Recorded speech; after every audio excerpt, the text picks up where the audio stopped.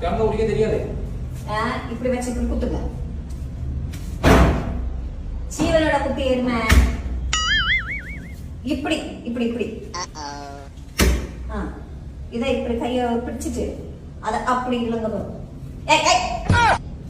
இத பிடிச்சிட்டு அதை தானே எடுக்கிறது. எதை பிடிச்சிட்டு?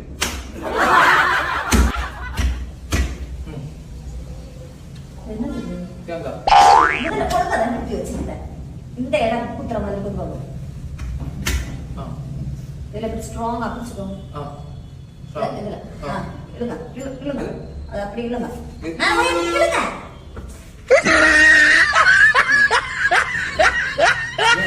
வரமாட்டேங்க. போ. நான் எடுக்க என்னால முடியும். சொல்லு எப்படி சொல்லு சொல்லு.